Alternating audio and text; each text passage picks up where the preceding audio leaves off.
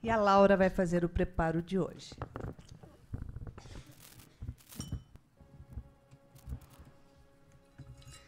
Boa tarde a todos. O nosso preparo de hoje é do livro Vida Feliz, psicografado por Divaldo Franco, ditado pelo espírito de Joana de Ângeles. E a página é 87. O que é que Joana nos traz para hoje? O conselho somente terá valor se estiveres disposto a segui-lo. Quando estejas com dificuldade em qualquer assunto, recorre a uma pessoa mais experiente, mais bem equipada, pedindo-lhe ajuda e orientação. Todavia, não leves a tua própria opinião tentando prová-la verdadeira. Ouve com cuidado, reflexiona e depois toma a decisão que te pareça mais acertada. Por outro lado, não faças ouvido moucos às orientações e conselhos que te deem ou que busques. Examina tudo e retém o que é bom, ensina o apóstolo, em nome do bem. Pedro, já dizia, faça o que eu digo, não faça o que eu faço. Ok, ele já trabalhava a humildade, se considerando falível e imperfeito, como todos nós. E esse texto me remeteu realmente à humildade. Devemos ser humildes em reconhecer que estamos precisando de ajuda. Conforme a Iraci ia falando, eu ia dizendo, realmente, nós pedimos orientação da espiritualidade, nós rezamos. E quantas vezes a resposta vem através de anjos que essa espiritualidade coloca na nossa vida? São os amigos, aqueles que nos vêm com conselhos, com orientação. E é isso que Joana está nos dizendo. Peça conselho, peça orientação, porque vai vir. Agora, vamos trabalhar também o nosso ego, que normalmente a gente pede o conselho e quer escutar aquilo que a gente quer ouvir. Como a Iraci também falou da espiritualidade. Muitas vezes, o que a gente quer como solução não é o que a gente precisa, é outra coisa. E aí a gente se rebela, a gente se revolta. Mas é aquilo que estamos precisando para desenvolver a nossa espiritualidade, o nosso ego, aceitar as nossas sombras, acolher e transformar. Muitas vezes é essa solução que nós precisamos. E Joana continua falando, não faça ouvidos moucos. Justamente por isso, a gente só escuta o que realmente a gente quer escutar. Agora, o que a gente precisa escutar, que normalmente machuca, a gente ignora.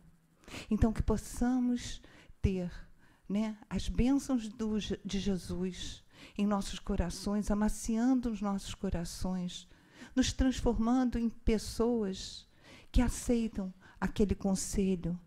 Vamos escutar, vamos analisar e realmente transformar.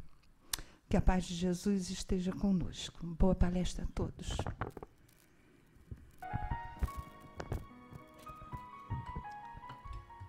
Jesus, amoroso mestre, amigo, que nos acolhe nesta tarde de hoje, abrandando os nossos corações, serenando os nossos pensamentos, acolhendo a Regina Mercadante, trabalhadora da casa, com seu carinho, pedindo a nossa veneranda Joana de Ângeles que a inspire e a envolva em seus braços com a sua alegria para os estudos da tarde de hoje.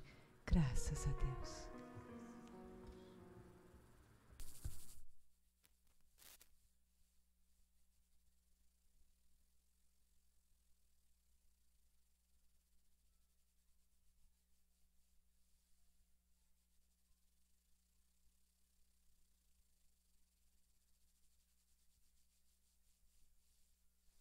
Agora, foi.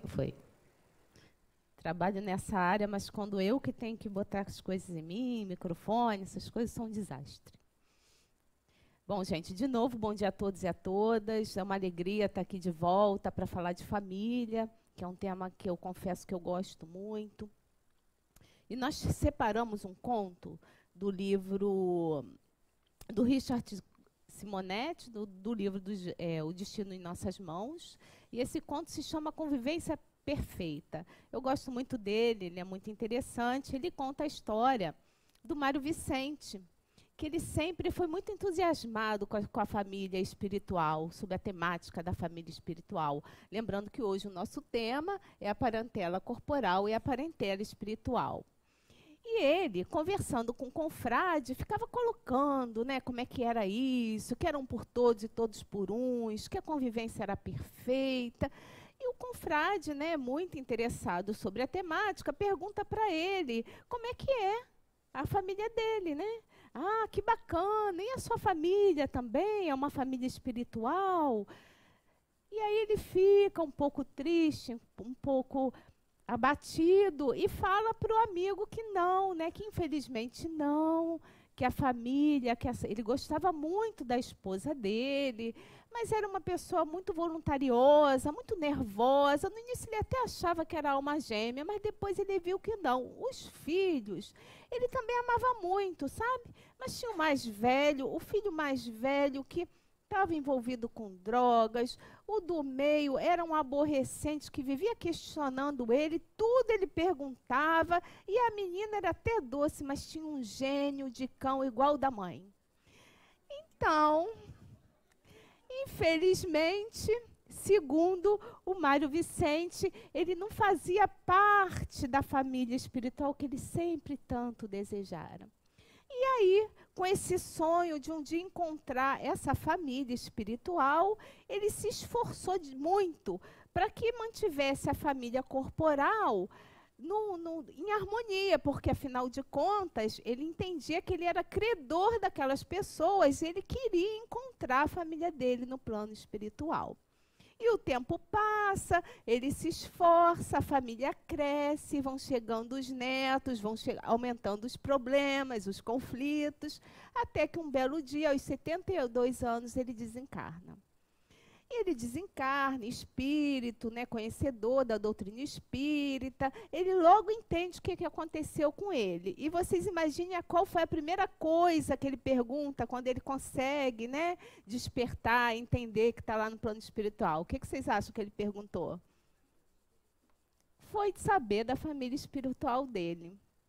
E aí, o mentor amigo fala para ele, não, vai bem, vai lá nas lutas terrestres, né, com as suas dificuldades, com seus avanços. Não, você não está entendendo. Eu não estou perguntando dessa família carnal, estou perguntando da minha alma gêmea, minha esposa querida, né, meus parceiros de longas jornadas. É essa família espiritual que eu estou esperando, procurando, quero revê-los, estou com saudades. E o mentor fala assim para ele, o amigo espiritual, falou bonito, mas, na verdade, a sua família espiritual é que você esteve até agora encarnado. Essa é a tua família espiritual, mas como assim? Fica ele espantado, como assim? Com tantos conflitos, tantos problemas? Ele, meu amigo, mesmo que se vocês estivessem aqui vivendo no plano espiritual, vocês iam continuar com os mesmos conflitos e com os mesmos problemas. Mas a gente entende que você se esforçou para melhorar, se esforçou para manter essa família unida. E a gente consegue entender que você deu um salto qualitativo. Então, por isso, você daqui para frente vai ter uma tarefa muito importante. Você vai voltar e vai ser protetor dessa família. E aí ele volta e tem que continuar convivendo, ajudando agora do plano dos desencarnados, ajudando aquela família a serem mais pessoas melhores, com menos conflitos e vivendo em harmonia. Então, essa é a historinha que é para começar, para dizer para vocês o seguinte: a gente está sempre esperando algo que ainda está inalcançável. E, às vezes, a gente não começa a trabalhar a nossa família através de nós, através do nosso autoconhecimento, através da nossa modificação, porque a gente espera uma coisa que está tão distante e, ao mesmo tempo, a gente poderia já estar começando no presente a modificar, a construir essa família espiritual para que mais no futuro a gente possa conviver melhor em harmonia. E aí, olha o que tem que passar, né? Então, vamos.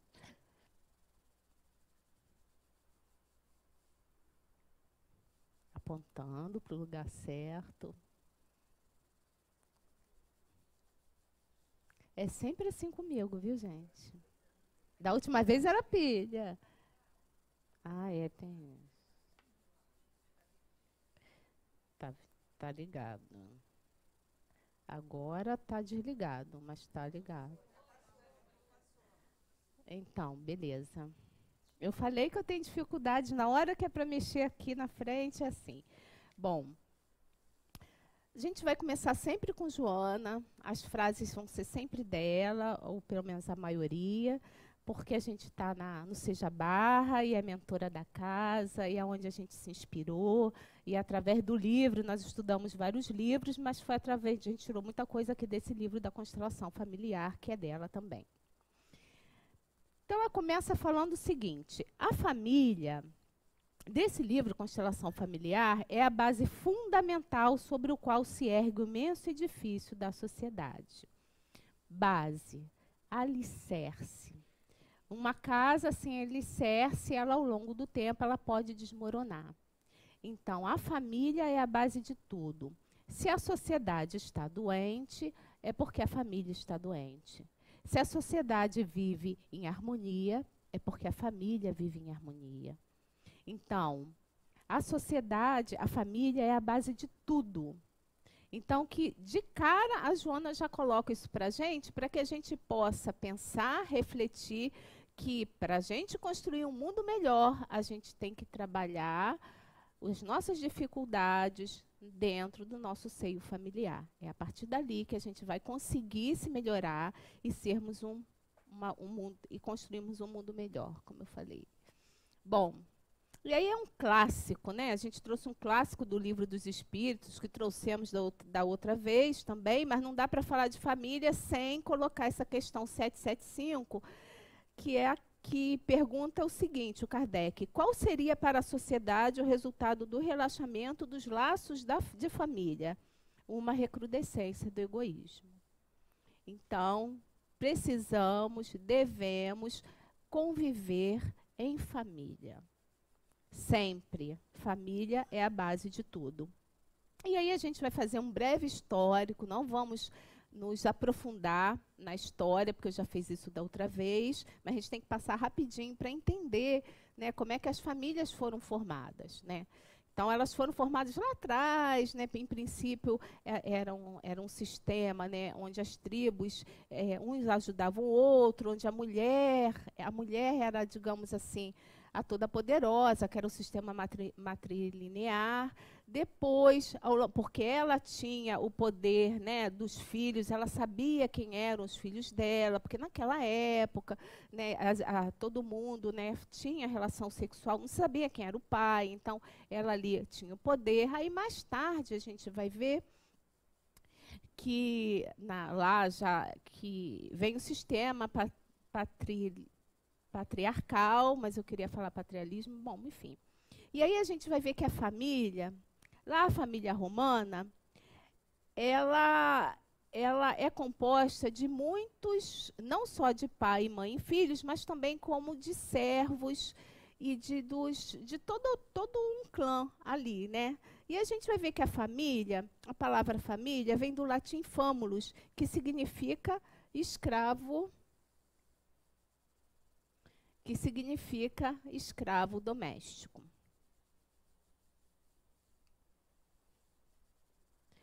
E aí, né, houve uma evolução.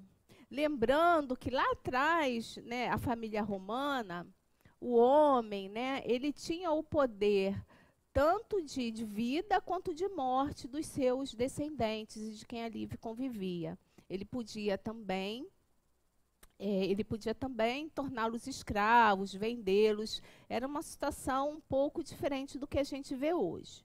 Então, começando nessa evolução sobre a família, a gente vai ver que a família romana, ela tinha núcleos constituídos por algum grau de parentesco. Ela foi evoluindo também.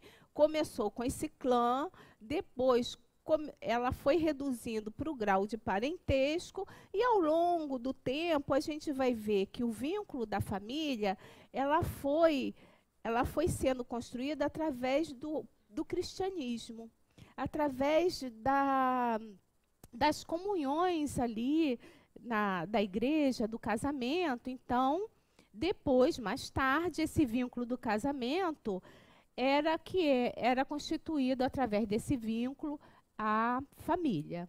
Era o início da família. Assim foi por muito tempo. Aí vocês devem estar perguntando, mas não é? Será que ainda não é? Será que é? Não é? Não é. Já mudou bastante. Né? E aí a gente vai ver aqui mais para frente, na Revolução Francesa e a Era Contemporânea, o casamento laico. A gente vai ver que aí não tem mais a religião, né? Isso é a história da nossa evolução, tá, gente? Então, o que vale, né, é a união civil entre duas pessoas para o início da constituição de uma família.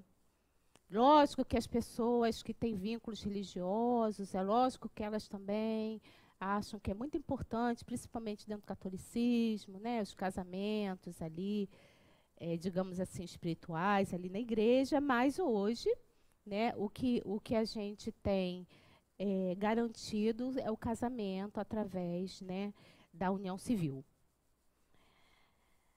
E essa família tradicional de hoje, que vou perguntar para vocês se ela é tradicional mesmo, ela é constituída de pai, mãe e filhos.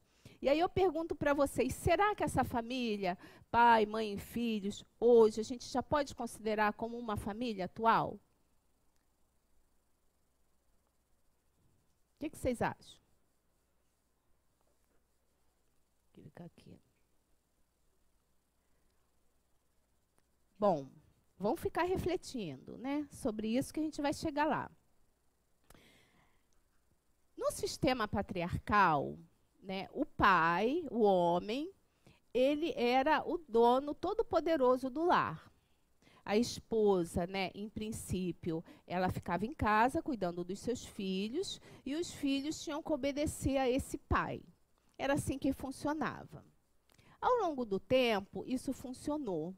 Mas depois houve uma inquietação, principalmente nos jovens, com aquele sistema onde eles viam o pai ali como autoritário, dentro daquele clã familiar, e fora de casa, nos clubes, principalmente existia muito clubes de homens, né? Aquela pessoa doce, afável, né? Bonachão. Então, havia um conflito ali que as pessoas não entendiam como que pode uma pessoa tão opressora no lar. Não eram todos, mas era a maioria, né? O homem, ele dava a última palavra lá até mais ou menos a década de 60, 50.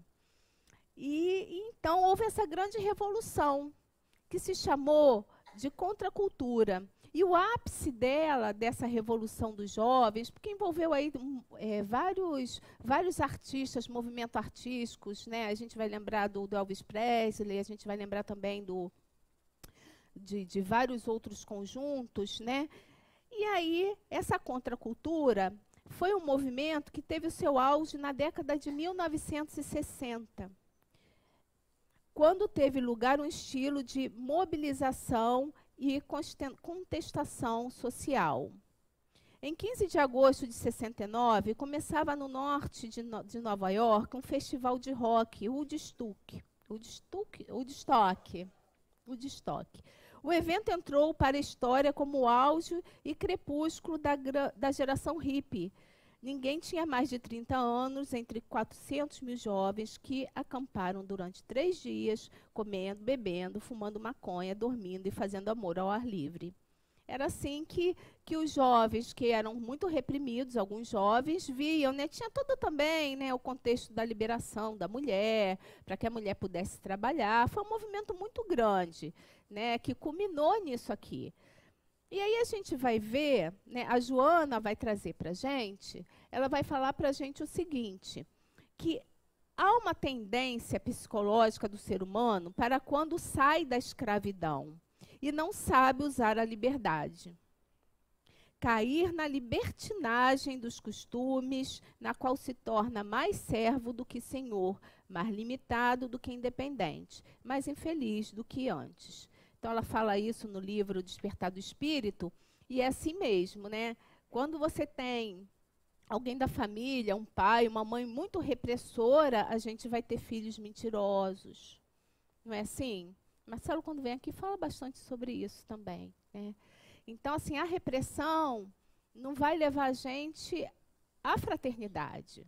Vai levar só ao medo, né? E alguns lá no passado e ainda no tempo de hoje chegam a ter, até a usar de violência para poderem serem soberanos, os donos daquilo que realmente acreditam que é a verdade. Foi até criada, né, uma delegacia de mulheres para que as mulheres que sofram esses tipos de abuso, elas possam ali terem os seus direitos garantidos. Então, o que acontece? Diante disso tudo, quando você tem muita repressão, os jovens que queriam uma outra forma de vida, e que nós fomos esses jovens, alguns de nós aqui, então a gente queria liberdade total. Eu era muito jovem, mas eu nasci da década de 60. E aí, o que aconteceu? Se extrapolou liberdade, né? E ninguém queria nada, alguns nem tomar banho queriam tomar, né? Não estou dizendo que todo hippie não toma banho, não, mas foi uma coisa assim, totalmente um oposto daquela família comportadinha, né? Da década de 50. E é assim que começam as transformações, né? E a sociedade ela vai se movimentando de acordo com os anseios de cada um de nós. Continuando, a gente vai ver que em 1988, a gente tem garantida pela Constituição Federal alguns direitos que antes a gente não tinha, a sociedade não tinha. E aí a gente vai ver que uma das garantias, né, que em 1988 foi colocada, é a isonomia, ao reafirmar a igualdade de direitos e deveres do homem e da mulher, e o tratamento jurídico igualitário dos filhos. Olha que interessante. Também no artigo 3º vai se falar de solidariedade social e a afetividade. Então, a gente vê que desde do tempo lá da pré-história até aqui, muita coisa aconteceu e muita coisa mudou. E que bom que está mudando. E somos nós que estamos fazendo com que a sociedade vá mudando. Olha que interessante. Hoje, a gente está numa situação que a gente não consegue se ver mais, vou radicalizar, lá naquele tempo lá primitivo das cavernas, a gente consegue se ver mais fazendo as mesmas as coisas que os primitivos faziam? Não. Isso é evolução da espécie. Então, às vezes, a gente também tem o hábito de reclamar de alguma coisa ou de tá vendo na televisão algumas coisas que a gente não concorda muito, mas a gente esquece que a gente faz parte dessa sociedade e que a gente está alimentando e retroalimentando essas mesmas pessoas que estão aí no poder. Tá? Então, olha que interessante, a família muda. Hoje, a família está diferente e com os direitos garantidos na Constituição de 1988. Muito interessante. Então, quando a gente tinha aquela família que era pai, mãe e filhos, agora a família está bem plural, bem diversificada. E aí a gente vai ver que a sociedade vem a cada dia se adaptando às realidades vivenciadas pelas pessoas e com isso o conceito de família passou a ser visto de maneira plural. Então, a gente vai ver que na família, a gente tem, assim, hoje, vários tipos de família, de células familiares. Então, aqui a gente trouxe algumas delas. Na verdade, são 2 slides sobre isso, porque tem vários tipos, mas esses são os principais. Então, a gente vai ver que o primeiro tipo de família é o matrimonial. É aquele que é formado pelo casamento, tanto entre casais heterossexuais quanto homoafetivos. Então, a gente está falando da parentela corporal e como que a Constituição Civil vê a família hoje, entendeu? Então, todos esses tipos de família têm os seus direitos garantidos por lei. Então, a gente vai ver essa família matrimonial, a básica, né? Homem, mulher, mulher, mulher, mas elas começam através do matrimônio. Depois, a gente vai ver a informal, que também tem os mesmos direitos garantidos, formada por uma união estável, tanto entre casais heterossexuais como homossexuais. Então, se a pessoa for lá no cartório e fizer lá, assinar um acordo de união estável, toda a família tem um direito garantido. No caso de homem para mulher ou de mulher para homem, um exemplo. Então, se eu trabalho, eu tenho plano de saúde, então meu marido, a minha esposa passa a ter direito ao plano de saúde também. Porque é importante a gente entender que as leis civis são importantes, nós construímos essas leis para a gente poder viver melhor e em harmonia. Então, por isso que a gente está citando ela, porque a gente está falando e está relacionando com a parentela corporal. Depois, nós temos mais um outro tipo. Ele vai e volta. Eu que não passo. Eu fico vendo aqui do celular, né? Para não virar para trás por conta da filmagem. Esqueço de passar. O monoparental, né? Um outro tipo de família. Olha que interessante. Família formada por qualquer um dos pais e seus descendentes. Então, aí a gente vai ver que pode ser uma mãe solteira com filho, um pai solteiro com 2 filhos. Essa é um outro tipo de família que é chamada monoparental. Mais um outro tipo é a anoparental.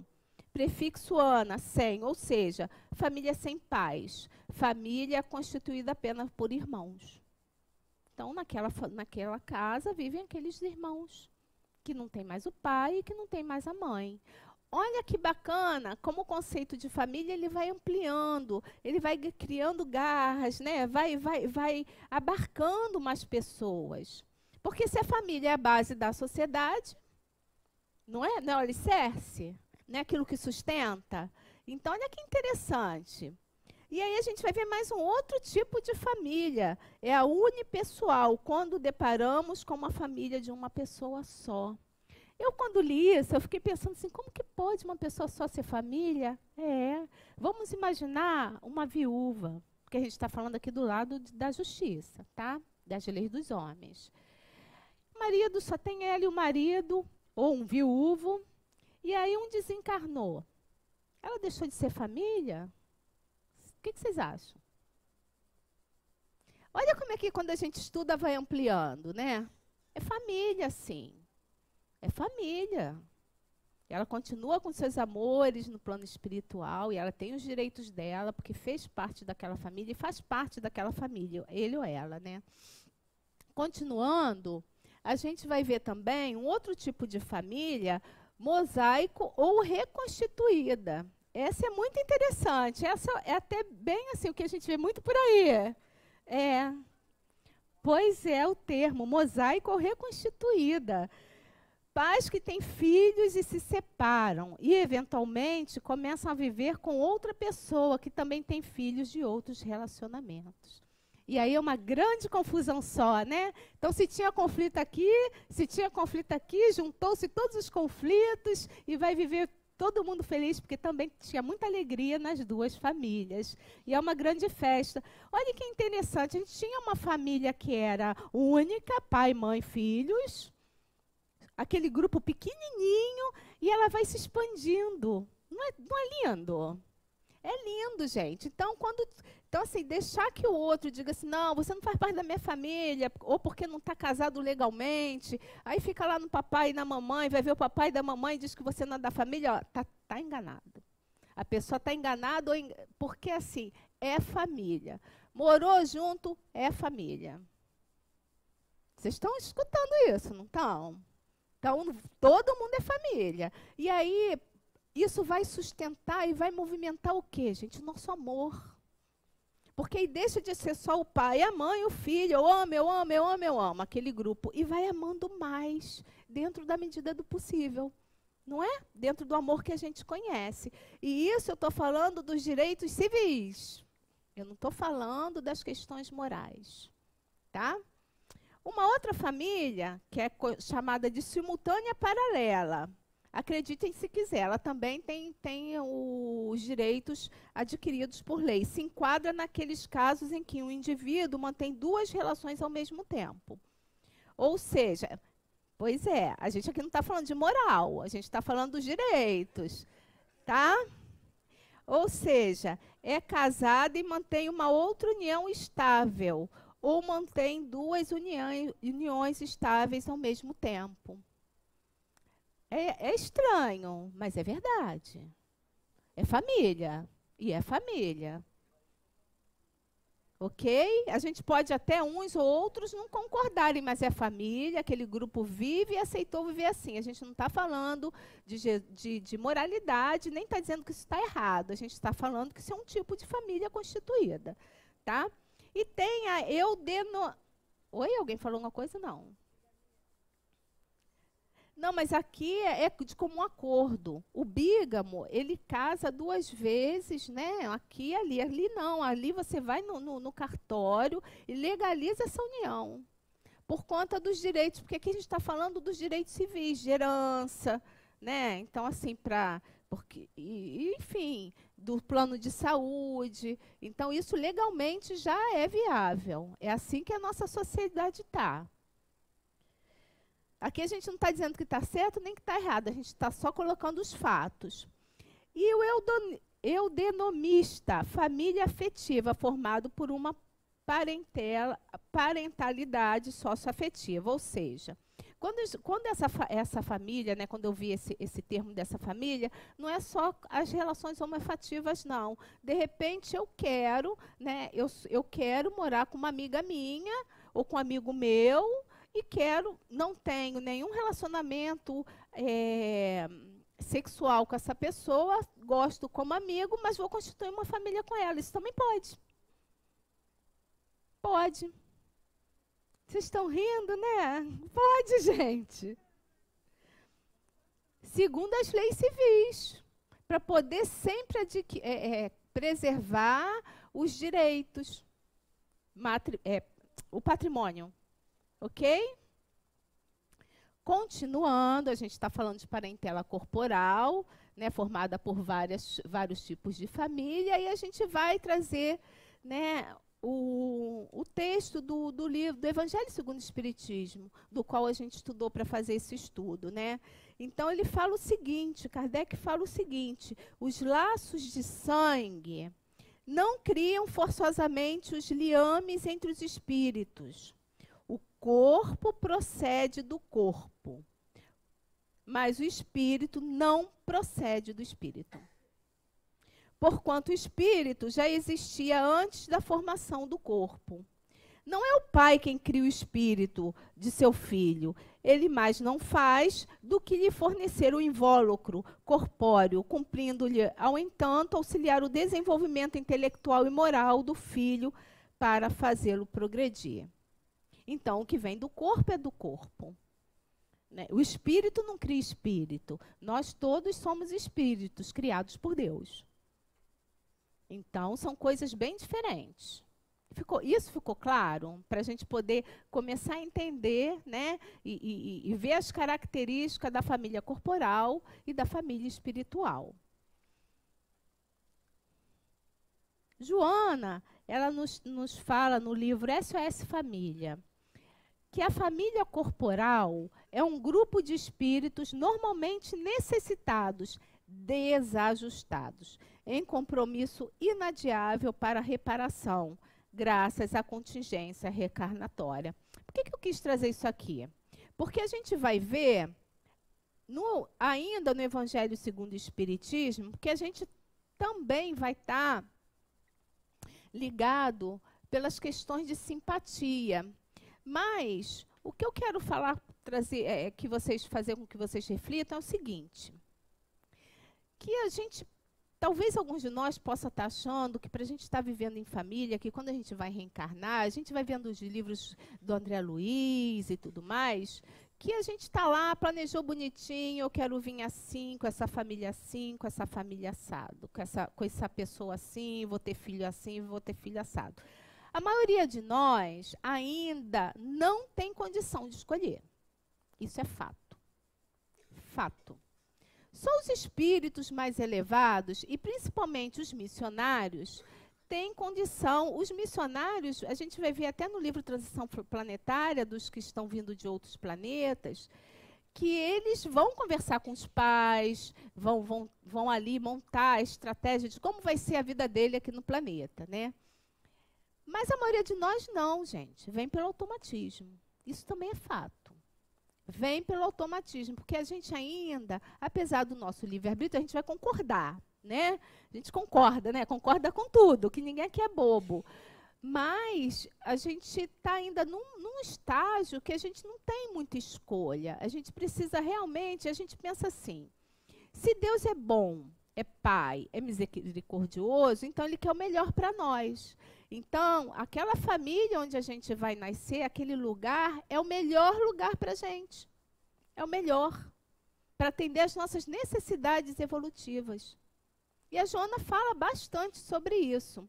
E aí a gente vai ver que a família corporal, os que encarnam numa família, sobretudo como parentes próximos, são as mais das vezes espíritos simpáticos. E aqui eu quero fazer uma pausa, até porque a gente, no curso do Livro dos Espíritos, a gente, há umas aulas atrás, a gente falou bastante sobre isso. Espíritos simpáticos, a gente pensa assim, quando a gente pensa em espíritos simpáticos, vem logo um sorriso na nossa face, né? Espíritos bacanas, legais, eu gosto de você, você gosta de mim. Na verdade, é mais ou menos assim, mas simpatia não quer dizer que é bondade. Simpáticos. Então, tem o grupo lá de malfeitores. Esses espíritos são simpáticos. Tem um grupo lá que são, eu estou extremando, né, que são muito caridosos, né, gostam de fazer a caridade material. Esses são espíritos simpáticos. Então, simpatia não tem a ver com moralidade. Então, quando a gente se reúne nesse clã, nessa família, a gente está reunido por afinidade.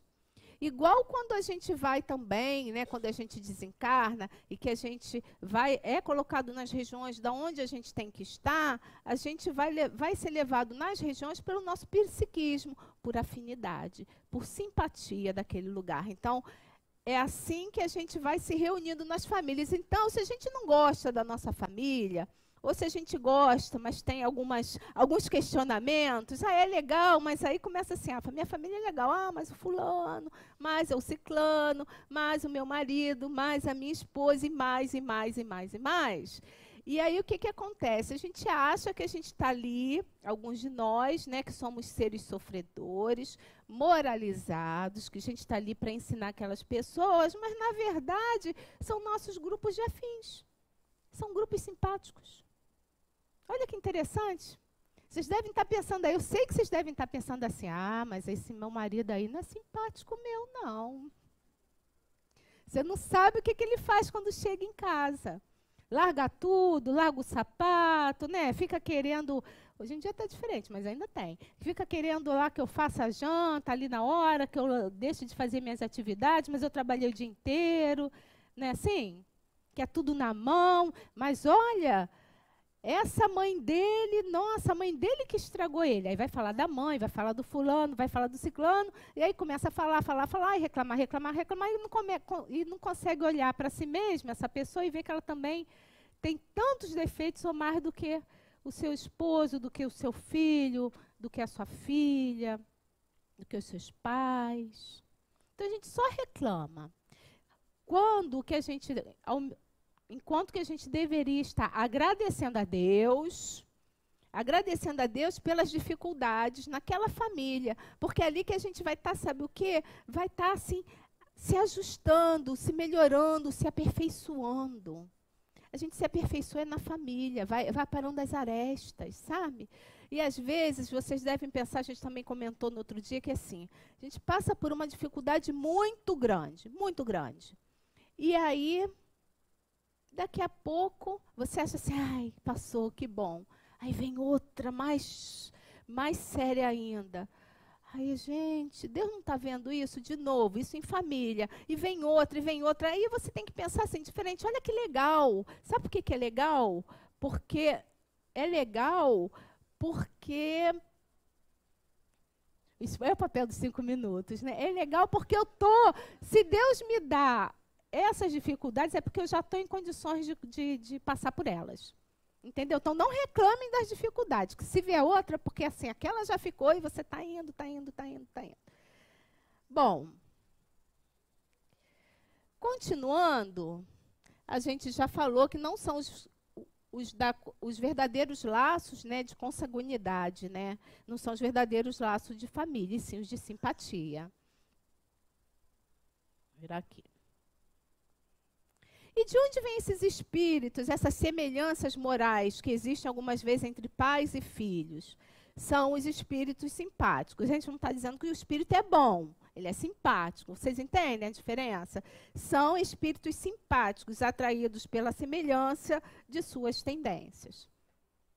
Continuando. E a família espiritual? Como é essa família? Como vocês acham que é essa família? Duráveis, se fortalecem pela purificação e se perpetuam no mundo dos espíritos através de várias migrações da alma. Isso está no livro dos espíritos. Vocês acham que a família de vocês é assim, nesse momento? Duráveis, se fortalecem pela purificação e se perpetuam no mundo dos espíritos. Quer dizer, voltam, continuam no mundo dos espíritos, volta de novo na carne, todo mundo gentinho, todo mundo feliz, em harmonia. Vocês acham que é assim hoje? Até existe, tá, gente? Até existe, mas não é a maioria. Então, essa coisa de ficar imaginando a alma gêmea, meu marido é um traste, mas quando eu chegar no plano espiritual, eu vou conhecer a minha alma gêmea, quero mais saber dele, porque tem outro me esperando, não é assim? A gente vai ver alguma coisa mais ou menos relacionada a isso no nosso lar, né, sobre essa temática. Eu não vou falar das diferenças da família material e a espiritual, porque a gente já falou, tá? Mas tem algumas algumas características. E Joana de Ângeles fala que a constelação, no livro Constelação Familiar, que a visão moderna da família é de uma constelação cintilante, em que o amor é a fonte geradora de energia, que sustenta todos os membros em torno do núcleo. Olha que interessante. E aí, a gente indo mais além, aqui a gente, de novo, não conseguiu falar de educação, mas a gente vai passar o Piaget por aí. Vai passar. E a gente vai continuar com amor, que é... Essa definição é de um livro chamado... Espera aí, está pequenininho. Vivências do Amor em Família. Ele foi lançado em 2016. E esse ano, no aniversário do Di, né, estava lá. É um livro grande, maravilhoso. Ele foi organizado por Luiz Fernando Lopes, com várias palestras do Divaldo falando de família. Grosso assim, é bom demais. Então, traz síntese das palestras, das colocações, é muito bacana. E nesse livro, o Divaldo fala assim, remete a Joana e ele diz o seguinte: o amor é como uma circunferência. Olha só que bacana a definição do amor. Uma circunferência, eu ia desenhar, mas não vai dar. É uma circunferência contendo um epicentro, né, um núcleo ali, de diversos raios que partem do ponto central e atingem a borda da figura geométrica, determinando um surgimento de inúmeros ângulos que traduzem as várias formas de manifestação amorosa. Olha, as várias formas de manifestação amorosa. Amor de mãe, amor de filho, de marido, de esposa, de irmão.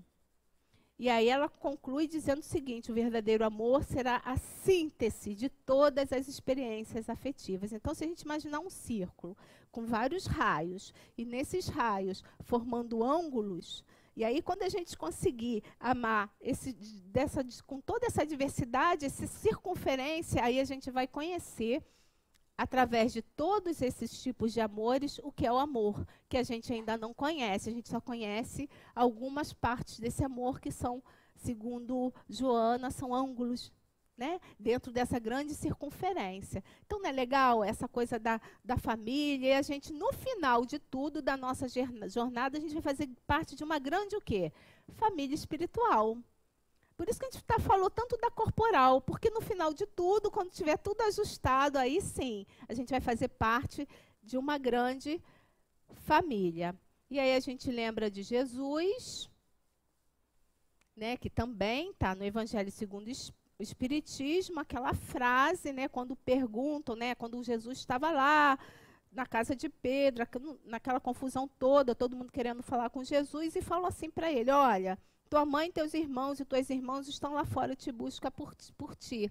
E aí a resposta dele é: quem é minha mãe e meus irmãos? Quem são os meus irmãos? Quem é minha mãe? E repassando o olhar a todos que estavam sentados ao seu redor, declarou: aqui estão minha mãe e meus irmãos, pois qualquer pessoa que fizer a vontade de Deus, esse é meu irmão, minha irmã e mãe. E ali ele estava dando a fórmula de amor e estava dando a fórmula de como a gente conseguia a família universal. Muito bacana isso, né? E para terminar, não sou eu que vou terminar, a gente vai passar a Joana. Tem uma mensagem aqui do Dr. Bezerra de Menezes, são só uns minutinhos, né? Nada muito tempo, né? De uma palestra num congresso onde a temática foi Desafios da Vida em Família. E naquela palestra, o Dr. Bezerra se manifesta, e é sobre família que ele vai deixar o recadinho para a gente. Então, gente, olha, agradeço a paciência de todos, né? Obrigada aí à casa, que me faz estudar, descobri que eu precisava estudar, né? Então, por isso me botaram para dar curso. Eu tenho estudado a beça. Obrigada, Iraci, pela oportunidade, porque obrigada aí a todas as diretoras da casa, que eu nunca estudei tanto como ultimamente, sabe? Então, e tô adorando, tá?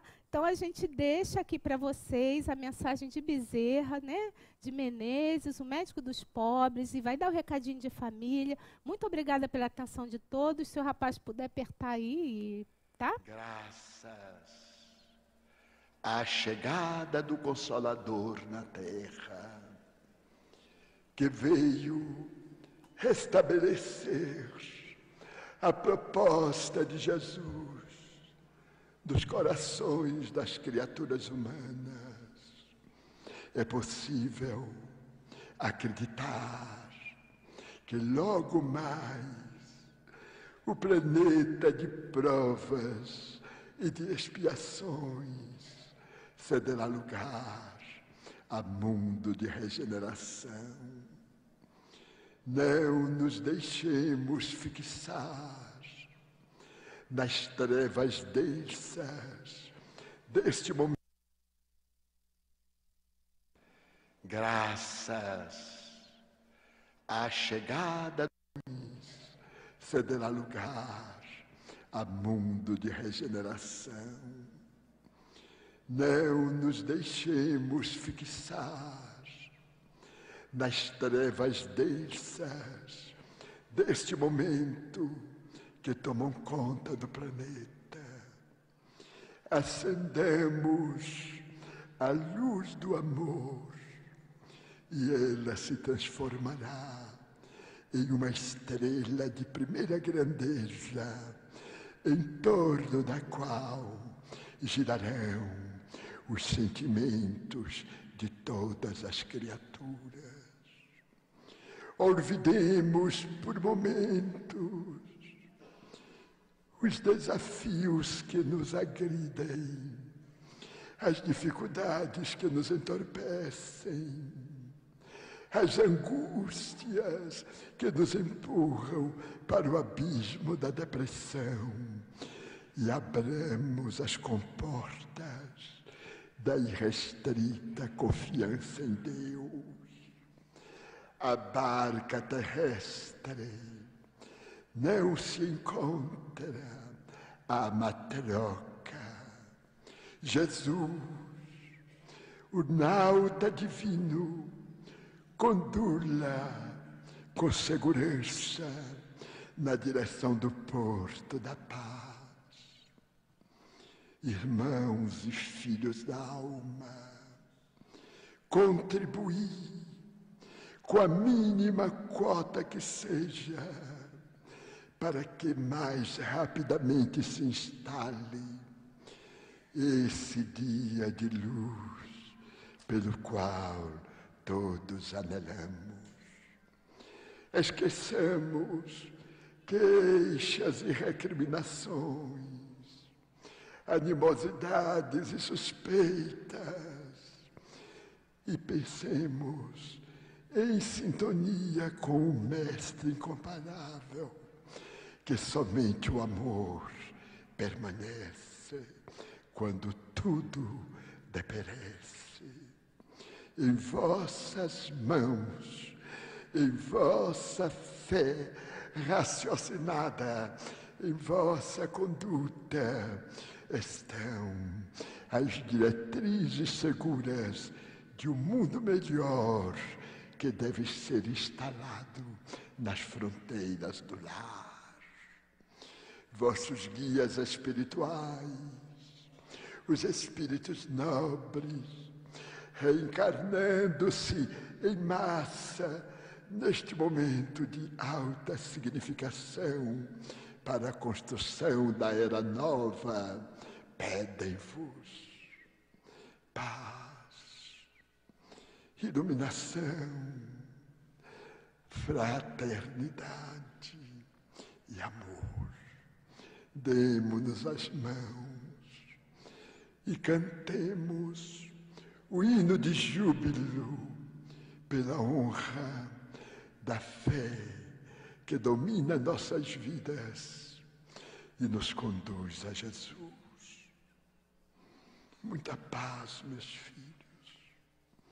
Que o Senhor de bênçãos vos abençoe e que as lições fecundas desta semana fiquem profundamente marcadas em vossa mente e em vosso coração.